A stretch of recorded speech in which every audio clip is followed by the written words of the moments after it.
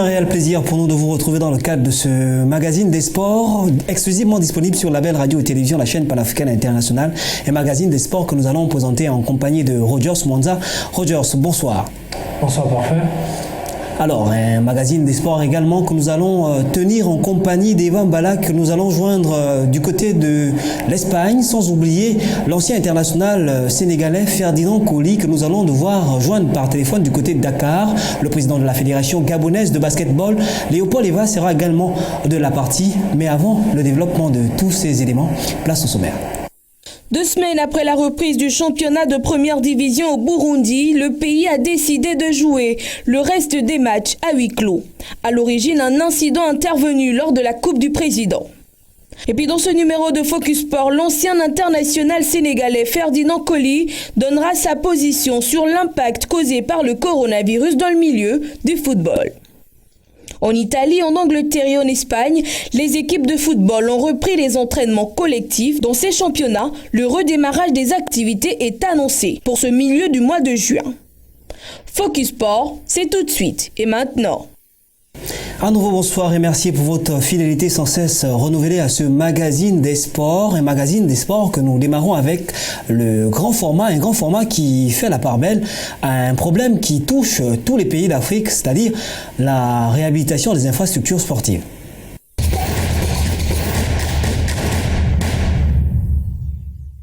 C'est officiel, le stade de Barthélemy Boganda de Bangui n'est plus homologué. La décision a été actée au lendemain du passage des experts envoyés par la Fédération internationale de football association et ceux de la Confédération africaine de football. L'infrastructure n'est plus autorisée à accueillir les rencontres internationales. Le stade se retrouve aujourd'hui dans un état de dégradation avancé. La pelouse est impraticable, les vestiaires, les espaces des arbitres, des commissaires de match et de la presse sont hors service. Selon la FIFA et la CAF, le complexe sportif Barthélemy Boganda ne répond plus aux exigences internationales, notamment en matière de sécurité. Mais la situation n'est pas irréversible. Les acteurs du football centrafricain pourraient profiter de l'arrêt des compétitions internationales pour effectuer des travaux de réhabilitation. Cette décision de suspension est un coup de massue pour la sélection nationale. Les Fauves du Bas-au-Bangui sont désormais contraints de recevoir leurs adversaires sur un terrain neutre. Pour rappel, les Fauves détiennent un record d'invincibilité de 10 ans au stade Barthélemy Boganda. La décision de la FIFA et de la CAF sont donc comme un coup fatal pour cette équipe de football qui vient de perdre le soutien d'une grande partie de ses supporters. Rogers Mwanza, le stade Barthélemy de Boganda de la Centrafrique est suspendu par la Confédération africaine de football et la Fédération internationale de football association pour cause de mauvais état, une situation qui revient quand même en Afrique. Oui, une situation qui n'est pas propre à ce pays. Il faut dire que même au Gabon, tout dernièrement le stade de l'Amitié et celui d'Oyem étaient dans la même situation. Ben, quand même, il faut retenir que du côté de Bangui, les autorités de ce pays ont plus le problème à bras le corps et depuis quelques semaines, ils sont en train de remédier à ce problème sur ce complexe sportif de Barthélemy à Bangui. Mais qu'est-ce qui se passe exactement? On a bien envie de comprendre. On arrive à mettre sur pied des infrastructures qui génèrent quelquefois des gros sous, parce qu'il faut le dire, pour construire ces stades, on dépense énormément d'argent. Et après, il y a un problème d'entretien qui se pose. C'est quand même récurrent. Oui, c'est récurrent parce que nous calquons beaucoup sur l'Europe, mais nous ne mettons pas, on se contextualise pas au contexte africain que nous ne sommes pas professionnels. En Europe, lorsqu'on construit un stade, c'est qu'on a fait une étude sur la construction. Nous savons que ce stade, généralement, c'est un club où la ville qui gère le stade avec une gestion autour des supporters qui font des entrées, et ces entrées qui permettent d'entretenir les stades. En Afrique, généralement, c'est l'État et le stade est construit pour l'équipe nationale et nous savons que l'équipe nationale, c'est tous les 3 mois, sinon tous les 4 mois, elle joue. Donc ça va être après difficile d'entretenir ces stades. Rogers Mwanza, au-delà de cette irrégularité qui quelquefois justement cause le manque d'entretien observé, est-ce qu'on ne peut pas parler ici aussi de manque de politique en tant que tel, en termes de gestion d'entretien? Oui, mais la politique, elle est basée sur comment la politique, c'est vraiment la politique sportive, il faut le dire. Si la politique sportive n'est pas mise de façon à ce que les stades soient pérennes, bien gérés. Vous comprenez que ça ne peut pas aller. C'est pourquoi je disais tout à l'heure que nous devons nous focaliser. Quand on veut copier sur l'Europe, il faut tout copier. Il ne faut pas copier en moitié. C'est-à-dire qu'on veut construire un beau stade comme en France. Mais quand on construit un stade en France, on sait pourquoi on le construit. Parce que derrière, il y a une politique sportive qui permet que ces stades vivent. Mais en Afrique, c'est difficile. Donc oui, la politique, il faut la revoir en général. Il faut la revoir vraiment en Afrique. Alors, l'une des conséquences majeures lorsque la CAF ou la FIFA arrive à suspendre un stade, c'est que l'équipe ne peut plus jouer à domicile. Aujourd'hui, par exemple, la Centrafrique se retrouve privée de ses supporters. Est-ce que vous ne pensez pas que ça peut influencer, par exemple, sur le rendu des matchs ? Oui, ça peut influencer. C'est pourquoi tout à l'heure, je disais que les autorités centrafricaines ont compris que c'est jouer à l'extérieur, c'est donner 80% des chances à l'équipe de perdre. Or que nous sommes à quelques mois d'une nouvelle CAN, donc moi je comprends que jouer à l'extérieur c'est quand même assez difficile.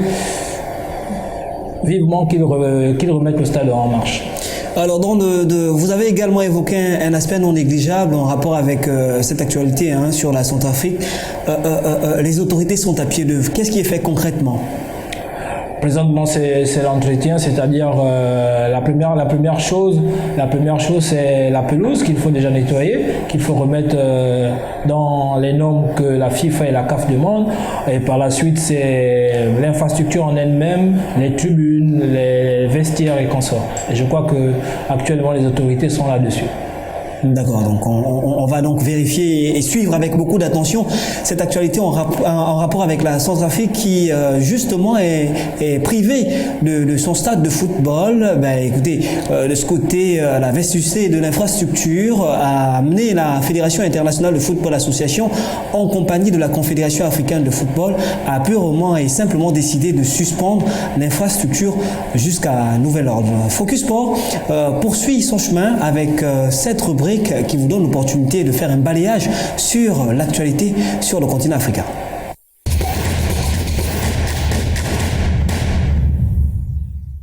Le Burundi reste à ce jour le seul pays africain à poursuivre son championnat de football. Une batterie de mesures sanitaires avait été annoncée pour préserver la santé des joueurs contre le nouveau coronavirus afin de poursuivre les compétitions. Mais au regard des faits, il est difficile aujourd'hui d'affirmer que les joueurs de la Premier League sont véritablement protégés. Mardi dernier, lors de l'une des demi-finales de la Coupe du Président, un incident a semé la panique en suscitant des vives polémiques dans l'opinion. À l'issue de la confrontation Musongati contre Interstar, le public a envahi la pelouse du stade, violant ainsi toutes les mesures sanitaires initiées par la Fédération burundaise de football. Face à ce désastre, les autorités du pays ont pris la décision de faire jouer tous les prochains matchs de championnat à huis clos. Dans un communiqué de la Fédération, on peut lire: suite au comportement des spectateurs d'envahir le terrain observé à la fin du match, Musongati FC, Interstar comptant pour les demi-finales de la Coupe du Président, la Fédération burundaise de football décide la tenue des matchs restants à huis clos. Selon la plus haute instance burundaise de football, la décision consiste à protéger les joueurs, le staff et les terrains de football. Rogers Monza, indépendamment du fait que le sport soit totalement arrêté dans plusieurs pays, le Burundi fait exception à travers la poursuite de la Primus League. Votre avis sur cet incident qui s'est produit le week-end dernier, des supporters qui ont envahi le terrain?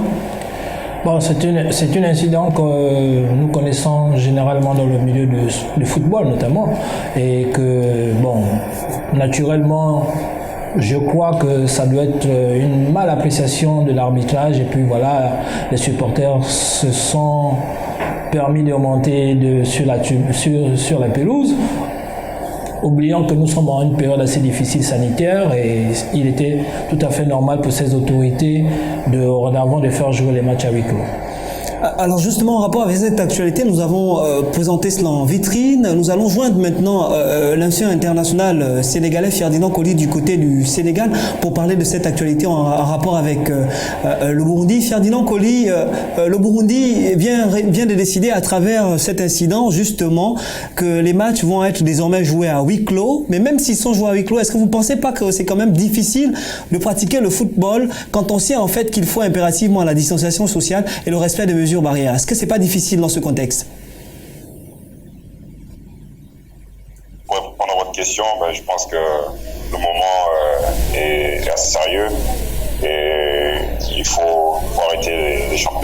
Et après, le sport, c'est le contact. Et je vois mal comment on peut être libéré avec ces mesures qui sont appliquées pour le sport, notamment la reprise des championnats.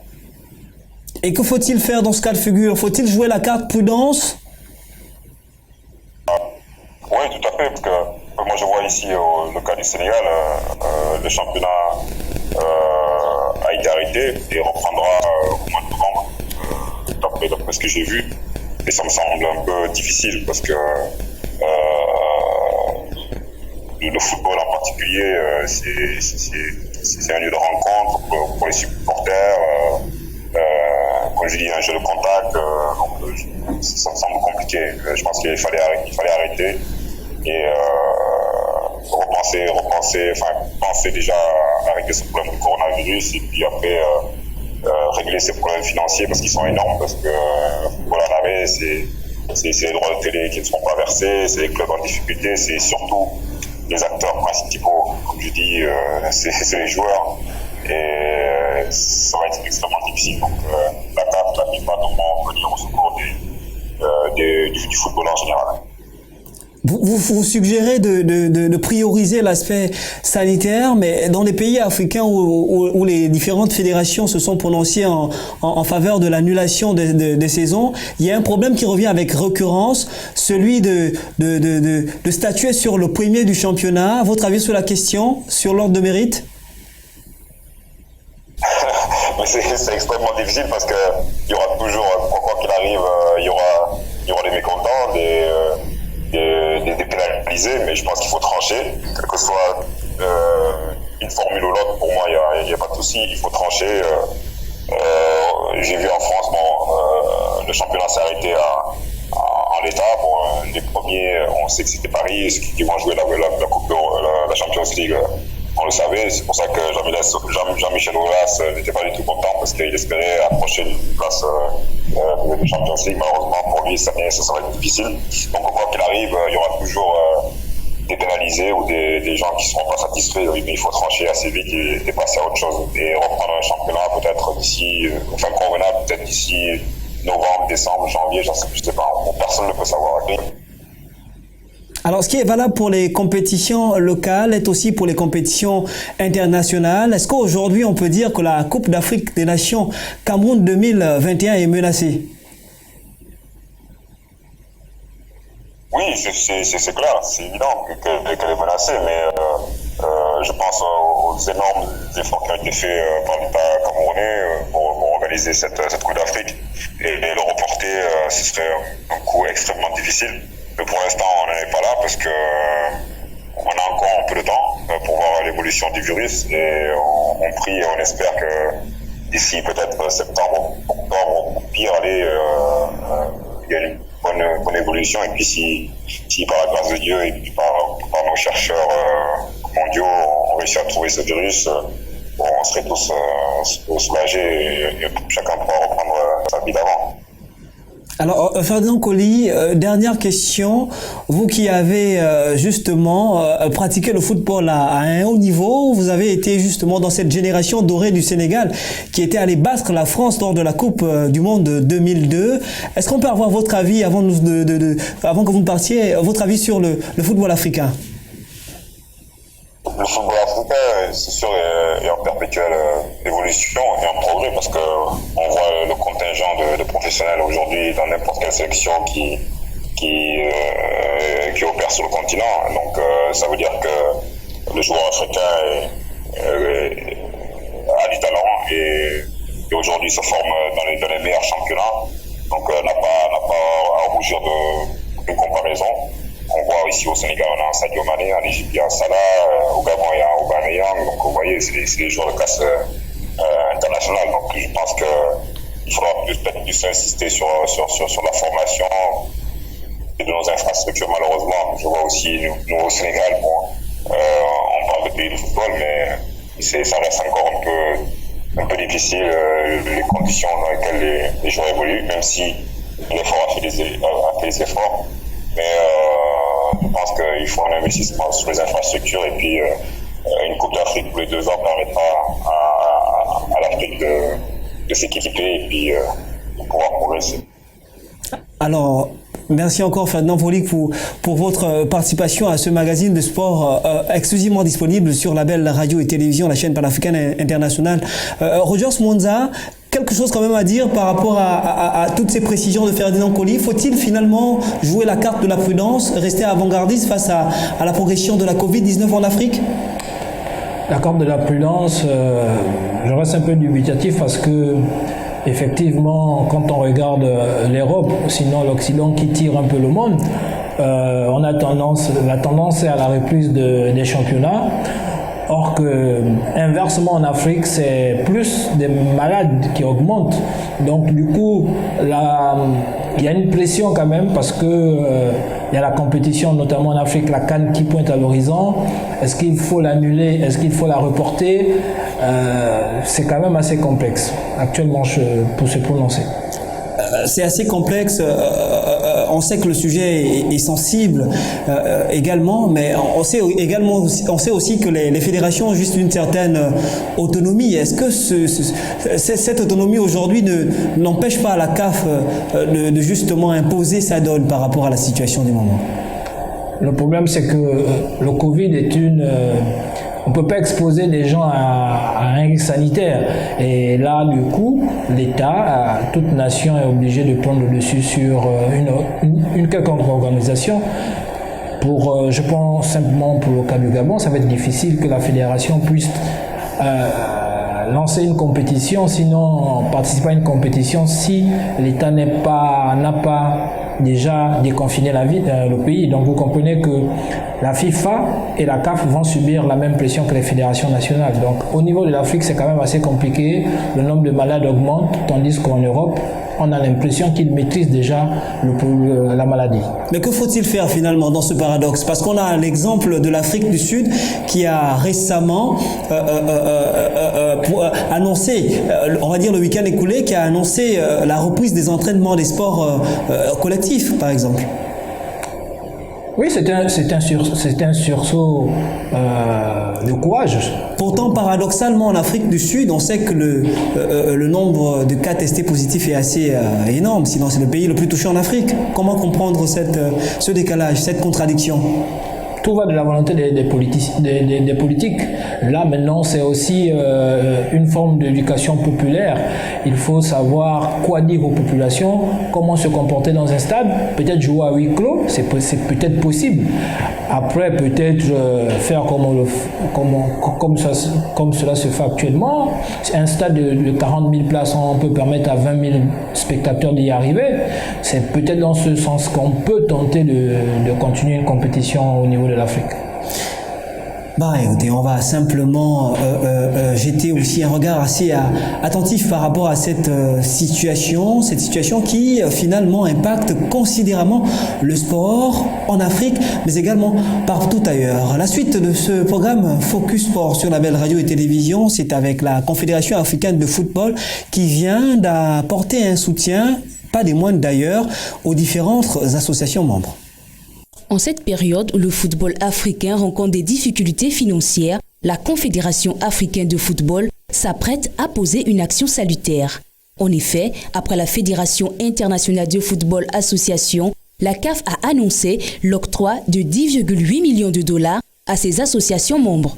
C'est la principale résolution de la réunion du comité d'urgence de la première instance du football africain qui s'est tenu le jeudi 28 mai. La démarche de l'instance consiste à soutenir la gestion locale du football frappée de plein fouet par la Covid-19. En raison de la propagation rapide de la Covid-19, les AMS africaines ont suspendu toutes les compétitions nationales, ce qui a accru le poids des charges financières sur leurs épaules. La CAF a donc décidé de modifier les conditions d'éligibilité pour accéder aux subventions annuelles afin que toutes les AMS puissent en bénéficier pendant cette période difficile, a souligné le président de la CAF, Ahmad Ahmad. L'aide apportée par la Confédération africaine à ses associations membres arrive dans un contexte où le marketing autour du football africain est complètement plombé par le nouveau coronavirus. outre les 10,8 millions de dollars, précisant que l'instance continentale envisage la probabilité de débourser une aide supplémentaire en vue d'assurer la reprise et l'organisation des compétitions locales. Rogers Monza, après la Fédération internationale de football association, la Confédération africaine de football vient d'apporter son soutien aux différentes associations membres. Finalement, 10,8 millions de dollars, c'est une aide qui tombe à point nommé? Oui, elle tombe à point nommé parce que vous comprenez que cette maladie du coronavirus est venue modifier tout dans le monde. L'économie mondiale a pris un coup. C'est clair que le football, qui en fait partie, qui fait partie de l'économie mondiale, prend aussi un coup. Et à ce niveau, la Confédération africaine ne pouvait que copier ou aller sur le même pas que la Fédération internationale. Aujourd'hui, il y a une grosse question qui se pose au sujet de l'utilisation de ces montants. Est-ce que vous pensez qu'il y aura une certaine rationalité dans l'utilisation de ces fonds au niveau des fédérations membres affiliées à la CAF? Moi, j'y crois parce qu'une fédération est élue. Et à ce niveau, on ne peut pas contester la gestion, on ne peut pas en douter. On peut pas douter. Si on en doutait, la FIFA, certainement, la Confédération devait hésiter à donner ces montants à certaines fédérations. Si elle se permet, c'est que la gestion ne souffre d'aucune contestation. La preuve, c'est que chaque fédération organise un congrès ordinaire chaque fin de saison où on présente un bilan financier et moral. Lorsque les cultures sont votées, c'est que ce bureau bénéficie de la sympathie de ses membres. Donc du coup, la gestion n'est pas mise en cause. Donc moi, je ne peux douter sur la gestion de ces financements par les fédérations nationales. Alors par ce soutien, est-ce qu'on peut dire finalement que la CAF demande implicitement à ces associations membres de redémarrer les activités?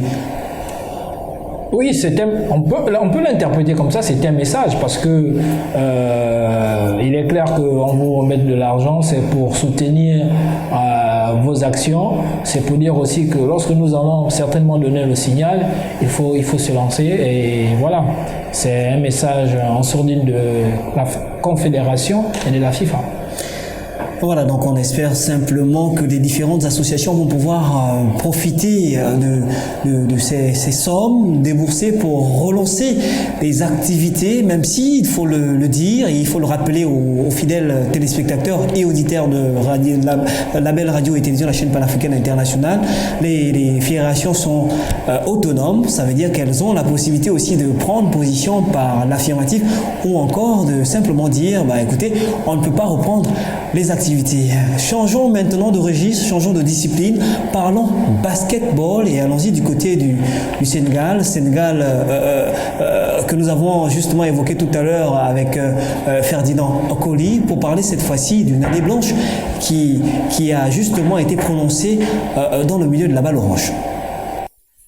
Tout comme le football au Sénégal, le basketball a connu une suspension depuis près de 2 mois pour des raisons liées à la crise sanitaire. Alors que les discussions sont en cours au sein de la fédération pour statuer sur la poursuite ou la fin de la saison, la direction technique nationale a pris position. En effet, le directeur technique national de basketball au Sénégal, Moustapha Gueye, s'est prononcé en faveur d'une saison blanche. Selon certains médias, dans une interview accordée à un média, le directeur technique national avait soutenu, citation, « dès l'instant qu'il y a sanction, tout en faisant très attention à l'avis de la commission médicale. » La prise de position de Moustapha Gueye s'appuie sur la crise sanitaire au coronavirus. Selon lui, il serait difficile de penser à une éventuelle reprécisant que la fédération a donné l'attitude aux clubs et aux ligues d'envoyer la décision qui semble être la meilleure. Chacun pourrait donc se prononcer en fonction de ses réalités.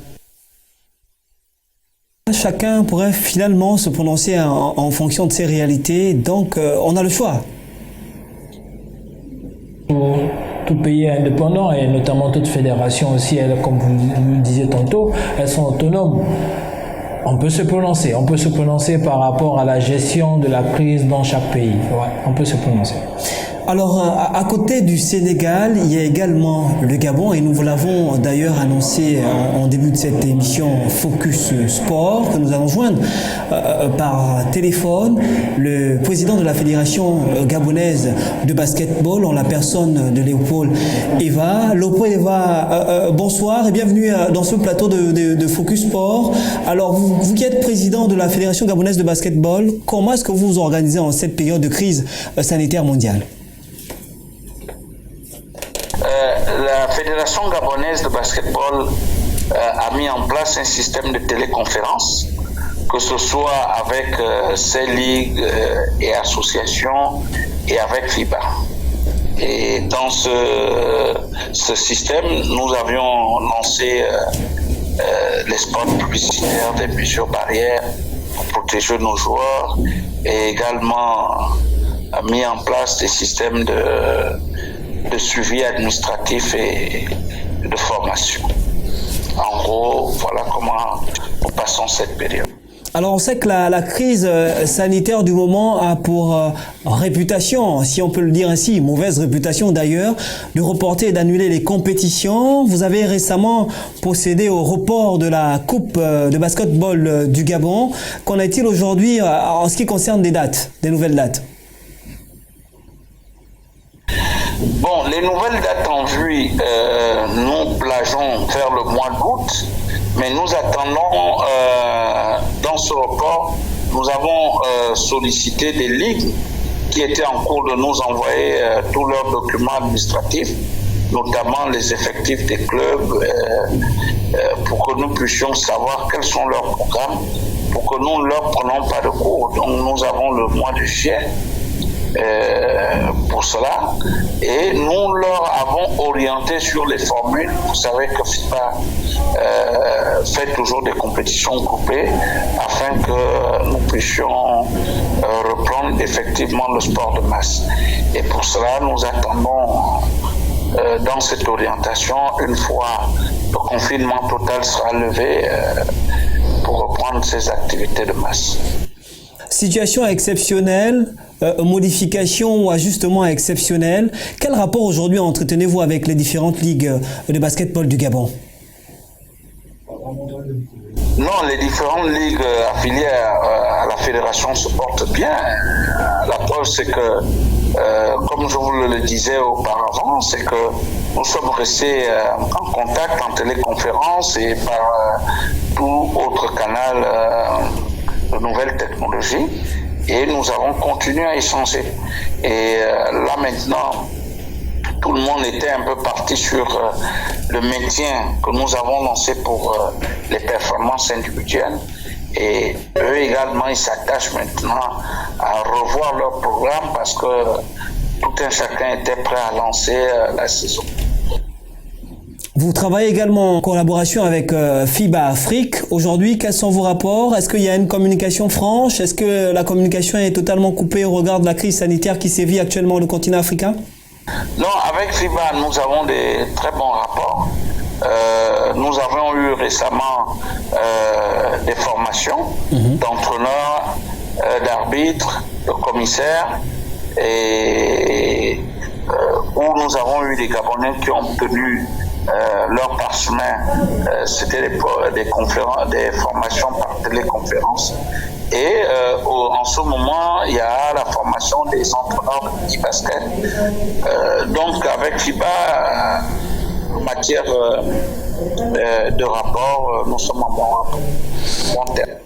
Président, plusieurs disciplines sportives, notamment les instances supérieures, s'illustrent à travers des différentes dotations, donc des soutiens. Tout à l'heure, on a évoqué le cas de la Confédération africaine de football. Est-ce que FIBA Afrique, dans sa politique, a prévu justement de soutenir les fédérations africaines de basket et particulièrement le Gabon? Pour répondre par l'affirmatif, non. Ce dont je sais, c'est que au niveau du bureau exécutif, il y a cette réflexion de comment relancer, redynamiser cette relance. Vous savez que le confinement a amené une cassure et Aujourd'hui, les partenaires qui accompagnaient les différentes fédérations et clubs, associations, ont également subi cette crise économique. Je pense que au niveau du bureau exécutif, il y a une orientation de ce genre. Quand elle va se mettre en place et l'effectivité pour quand, ça on ne peut pas le dire. Alors, une question également en rapport avec l'avenir, Président. On va peut-être terminer par cette question. Une action se pointe à l'horizon par rapport au bureau dont vous avez la gestion jusqu'à présent. Est-ce que vous êtes candidat à votre propre succession? Non, je ne suis pas candidat à ma propre succession. Je me rabats du côté de l'une de nos provinces pour aller soutenir et, si vous voulez, renforcer un club qui a sollicité mon savoir-faire pour préparer les échéances africaines. En ce moment, l'enjeu du basketball, c'est la base, c'est la Champions League africaine de basketball.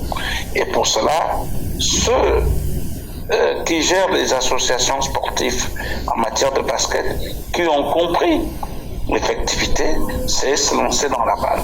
Et pour cela, c'est le challenge qu'on est en train de me confier pour les années à venir. Je suis obligé de me séparer de la fédération tout en restant dans le basket. Notre créneau a été de renforcer les relations entre le Gabon et le bureau exécutif de FIBA. Nous l'avons si bien fait et il serait vraiment inopportun de continuer cela avec le nouveau bureau qui viendra. On ne se crée pas seul le chemin, on se fait accompagner. Merci encore, Président, pour votre contribution à ce magazine des sports sur la belle radio et télévision, Président. Merci, parfait. À bientôt. Alors, nous restons toujours en compagnie de Rogers Mwanza, notre invité, pour justement poursuivre ce périple que nous avons entamé. Et pour l'heure, nous allons parler d'un sujet également, puisque nous parlons des sports, en rapport avec le hand, parce qu'il faut le dire, à côté du basket, il y a le hand.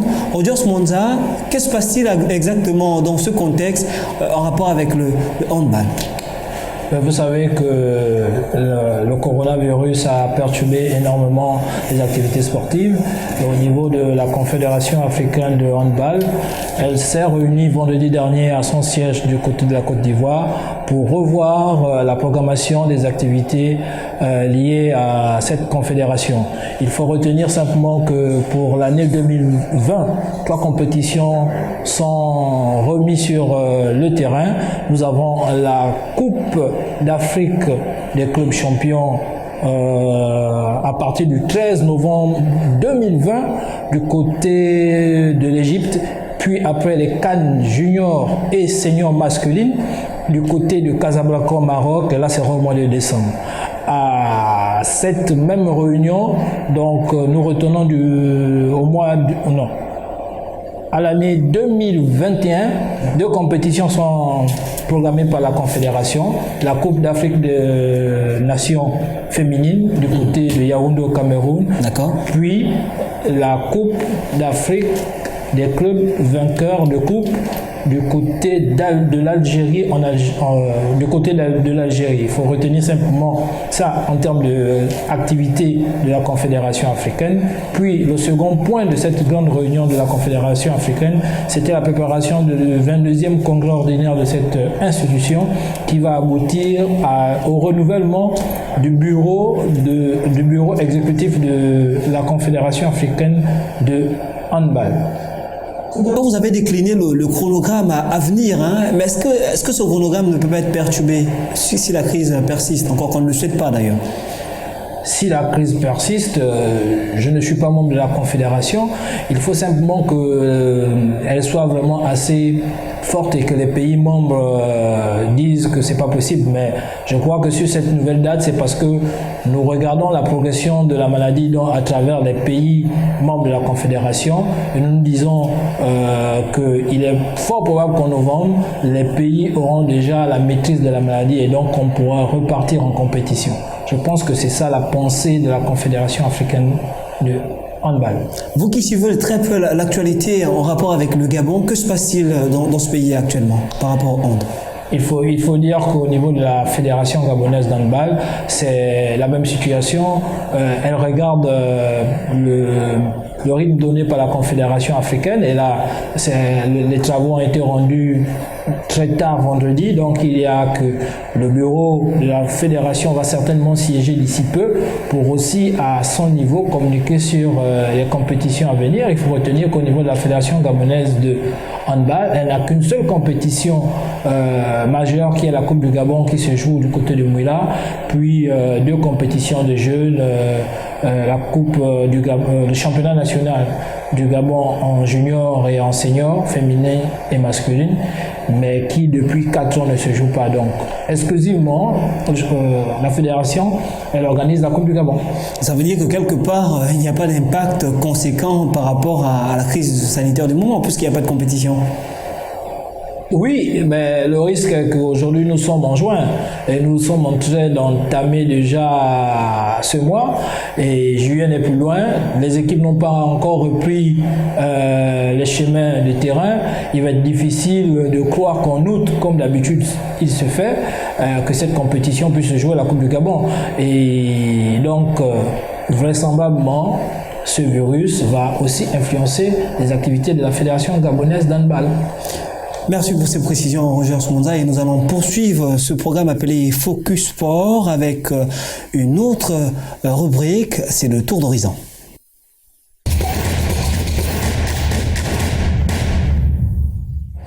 Focus Sport fait escale du côté de la France pour mettre en évidence les différents nominés du prix Marc-Vivien Foé, une distinction qui récompense les talents africains qui évoluent du côté de la Ligue 1 Conforama. Les organisateurs du prix Marc-Vivien Foé ont dévoilé ce vendredi les nominés de l'édition 2020. Ils sont au total 11 joueurs africains de Ligue 1 Conforama, championnat de première division en France en course pour succéder à l'Ivoirien Nicolas Pépé, lauréat en 2019. Parmi les poursuivants du prix, on retrouve le Marocain Younous Abdelhamid du club de Reims. Les Nigérians Victor Osimhen et Moses Simon, respectivement sociétaires de Lille et Nantes, sont également dans la course. L'Algérie est représentée par 2 joueurs, dont cette liste est nominée. Islam Slimani de Monaco et Andy Delorte de Montpellier postulent pour cette édition du prix Marc-Vivien Foé. Dans cette liste, on note la présence de 4 Sénégalais. On retrouve Idrissa Gana Gueye du Paris Saint-Germain, Edouard Mendy de Rennes, Habib Diallo de Metz et Mbanyang de Rennes. Le Malien Amari Traoré de Rennes figure aussi parmi les nominés de ce prix. L'international gabonais Denis Bouanga de Saint-Étienne est également nominé. Ses performances de la saison 2019-2020 justifient sa présence dans cette liste. Pour rappel, le prix Marc-Vivien Foé a été instauré en 2009 en mémoire de l'ancien international camerounais, décédé le 26 juin 2003. La distinction récompense le meilleur joueur africain de la Ligue 1. Le rendez-vous est donc pris pour le 29 juin prochain, date arrêtée par les organisateurs pour décerner le prix Marc-Vivien Foé, édition 2020. Roger Smonza, le prix Marc-Vivien Foé dévoile ses 11 nominés. Votre impression à chaud sur justement ces joueurs qui figurent dans la liste? Il faut dire que c'est quand même 11 joueurs africains qui se sont démarqués au niveau de la Ligue 1 et notamment le jeune Denis Bouanga du Gabon. Donc vous comprenez qu'à ce niveau, on n'a rien à redire. Moi je crois que les 11 le méritent. Ils sont méritants et en même temps ça nous donne l'opportunité de justement prendre Eva Mbala en repérage.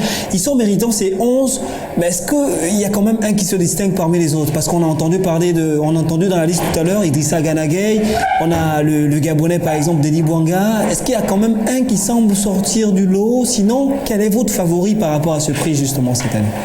Mon favori va être certainement Denis Bouanga parce que tout d'abord ses performances en club et actuellement si on suit le mercato vous comprenez qu'il est sollicité hors même de la France, c'est dire que le jeune il n'est pas loin d'être parmi les 3 finalistes et moi je crois bien que c'est mon favori. C'est votre favori, alors donc on l'a bien entendu, hein, et on espère simplement qu'on aura l'opportunité de faire un zoom sur ce prix, cette distinction qui honore la mémoire de Marc-Vivien Foé, ancien international camerounais qui avait justement perdu la vie après un malheureux incident en plein match, il faut le dire. Alors tout à l'heure, nous avons dit également que nous prenons Eva en balade du côté de l'Espagne en repérage. Eva, bonsoir. Bonsoir, parfait. Bonsoir, chers téléspectateurs. J'espère que vous me recevez bien. Voilà, donc Eva, nous avons un bon retour ici sur le plateau. Déjà, comment est-ce que le confinement se vit du côté de l'Espagne là-bas? Écoutez, pour le moment, vraiment, les choses se passent petit à petit. Le déconfinement n'a pas encore été formellement autorisé, officiellement, autant pour moi, autorisé par les autorités, par le gouvernement espagnol ici sur place. Les personnes ont le droit de sortir un peu dans la rue pour s'aérer, pour faire les courses, pour vaquer à leurs occupations, pour ceux qui ont l'opportunité de repartir au travail pour l'instant, en attendant le déconfinement officiel qui a été annoncé pour le 25 juin prochain. Donc, pour l'instant, obligé d'arborer un masque et des gants pour être dans les rues à Barcelone, à Madrid, dans toute l'Espagne, afin de limiter les risques de contamination, étant donné que nous avons connu plus de 20 000 morts ici depuis les 3 mois de crise sanitaire. Puisque vous suivez l'actualité des sports du côté de l'Espagne, qu'en est-il exactement de la reprise du championnat? Est-ce qu'aujourd'hui on peut dire que l'information concernant la reprise des entraînements, cette information est effective?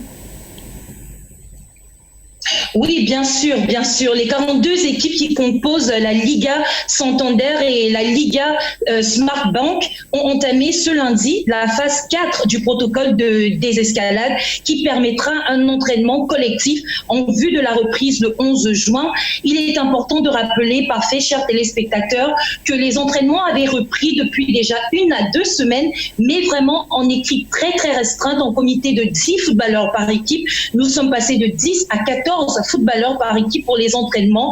Et maintenant, on passe à la phase 4 du protocole de désescalade, qui veut dire que maintenant, les équipes et les joueurs pourront s'entraîner en plus large comité et donc des entraînements, nous supposons, un peu plus sérieux.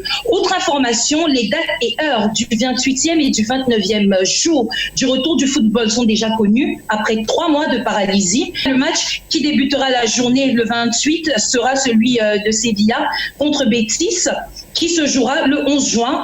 Et Barcelone, pour lui, sera de retour sur le ring de Majorque le samedi 13 juin à 22h exactement. Le programme de tous ces matchs et des nouvelles, des horaires et des dates est disponible sur le site internet officiel de la Liga. Et le président Javier Tebas de la Liga a annoncé l'intention de l'organisation de rendre un hommage à ceux qui ont combattu le Covid-19, à toutes les autorités sanitaires de par le monde, de partout dans le monde, qui se sont battus pour faire en sorte que les populations soient à l'abri de ce virus. Et en faisant cela, il appelle tous les fans à se rendre sur le nouveau site internet qui a été créé pour les supporters de football de par le monde, à faire des applaudissements, tout simplement enregistrer des applaudissements sur ce site internet. Et ces applaudissements seront joués dès le 11, qui est le premier match de retour de la Liga, dès le 11. Vous pourrez entendre ces applaudissements dans les stades pendant toutes les 20 premières minutes. Et cette décision sera effective jusqu'à ce que les supporters puissent regagner les gradins pendant les matchs. Donc finalement, on va assister à une situation, ça se passe comme en Allemagne, c'est les huis clos, et puis finalement l'ambiance et on va dire quoi, comme qui dirait monter, s'il faut le dire ainsi. Oui, l'ambiance sera comme tu le dis si bien, parfait, plus ou moins montée, parce que comme je l'expliquais tantôt, ce site internet donne la possibilité à tous les supporters de par le monde d'enregistrer tout simplement leurs applaudissements, et en communion, tout cela sera joué pendant les matchs qui, jusqu'à l'instant, resteront à huis clos jusqu'à nouvel ordre. Tous les matchs sont joués à huis clos et bon, comme ils les appellent ici, avec les applaudissements infinis pour motiver les joueurs, pour leur donner du punch et puis pour remplacer un peu toute cette euphorie qu'apportaient les supporters. Difficile quand même de pratiquer le football dans ce genre de conditions, mais on peut s'accorder à dire quand même que les amoureux du sport sont contents quand même, ils ont retrouvé le sourire. Écoute, sur Barcelone, les gens ont retrouvé cet amour du sport qu'on avait l'impression qu'il avait disparu et qui s'était éteint depuis les 3 derniers mois. C'était une situation quasi très difficile à vivre, surtout ici à Barcelone, où tu sais que le FC Barcelone, Lionel Messi est vu comme un demi-dieu, etc. Vivre sans avoir tous ces matchs à la télévision, les gens dans les rues sans avoir de divertissement, c'est quelque chose qu'aujourd'hui, vu qu'il y a un retour qui est annoncé, les gens attendent avec impatience le 11 juin. Les gens attendent avec impatience tous les jours de voir les entraînements qui sont filmés et qui sont diffusés sur les chaînes espagnoles, notamment pour des clubs comme le Real Madrid, Valence et le FC Barcelone.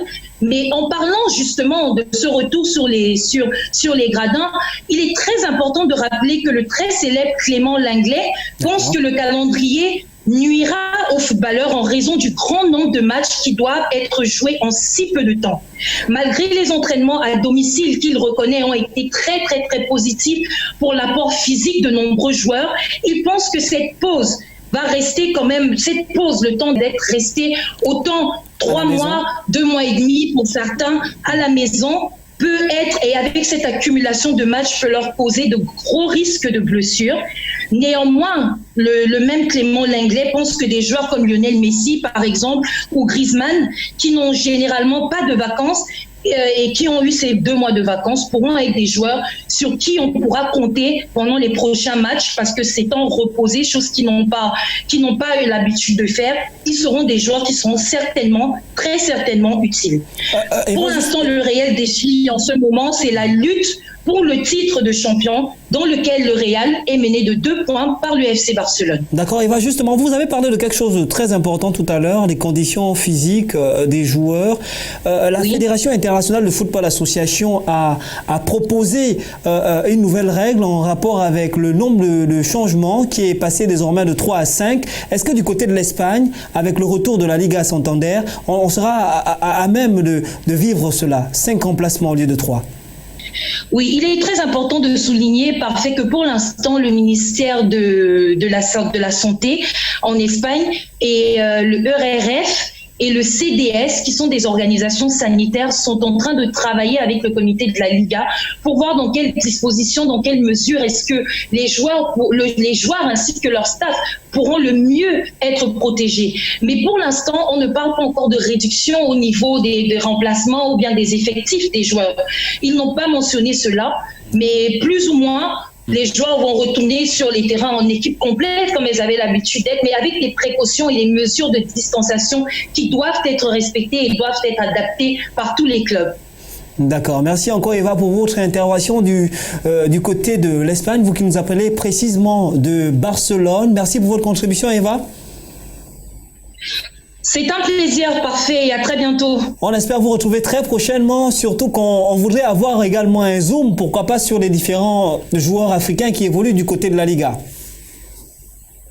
D'accord, ce serait très intéressant. On espère qu'on pourra offrir cela à nos téléspectateurs. Et je vous souhaite une très bonne suite des programmes sur la belle télévision. C'était Eva Mbala, votre correspondante depuis Barcelone. Bonne soirée. Merci à vous Eva, et donc nous poursuivons cette émission avec justement ce sujet en rapport avec la reprise des entraînements. Tout à l'heure on a évoqué le cas de la Liga. Rogers Monza, il en est de même également du côté de l'Angleterre et de l'Italie. On est reparti vers l'entraînement. C'est quand même une lueur d'espoir? Oui, une lueur d'espoir parce que vous comprenez qu'à ce niveau, les autorités sanitaires de ces pays ont commencé à maîtriser la maladie. Et donc, comme disait tout à l'heure la correspondante du côté de l'Espagne, il y a des institutions, il y a des organismes qui sont en train de travailler avec les comités de chaque ligue nationale de football de ces pays pour voir comment réorganiser la gestion des équipes pour redonner du spectacle au niveau du football. Donc à ce niveau, l'Espagne, l'Italie et l'Angleterre ne peuvent que suivre le pas. Là, on a par exemple les images de l'Angleterre. L'Angleterre, au passage, qui a annoncé la reprise de son championnat le 17 juin. On a également les images du championnat italien où on a par exemple assisté au retour de Cristiano Ronaldo à l'entraînement. Donc, on peut dire que progressivement, le football en train de redémarrer. Roger Monza. Oui, comme je le disais tantôt, lorsqu'on parlait des compétitions, de l'impact de la maladie au niveau du continent africain, au niveau de l'Europe, doucement reprend. Malheureusement, il n'y a que la France qui a déjà décidé d'arrêter sa compétition. Pour le reste, les championnats majeurs, notamment l'Espagne, l'Italie, l'Angleterre et l'Allemagne vont reprendre. Donc, l'Allemagne a déjà repris. Donc, vous comprenez que doucement, le football va remettre. Puisque vous évoquez le cas de l'Allemagne, exceptionnel quand même, puisque à ce jour c'est l'un des seuls grands championnats et là aussi on a les images d'ailleurs du côté du championnat d'Allemagne. Oui, exceptionnel parce que vous comprenez, aujourd'hui le football c'est une grosse industrie, donc ne pas faire jouer le championnat c'est beaucoup de manque à gagner pour beaucoup dans le business. Écoutez, on espère simplement que du côté de la maison, vous avez pris note de toutes ces informations que nous avons bien voulu partager avec vous dans ce magazine des sports exclusivement disponible sur la belle radio et télévision, la chaîne panafricaine internationale. Roger Monza, merci d'avoir été présent à ce numéro de Focus Sport. Merci de l'invitation. C'est toujours un plaisir de venir essayer de discuter, de décortiquer l'actualité sportive africaine et nationale.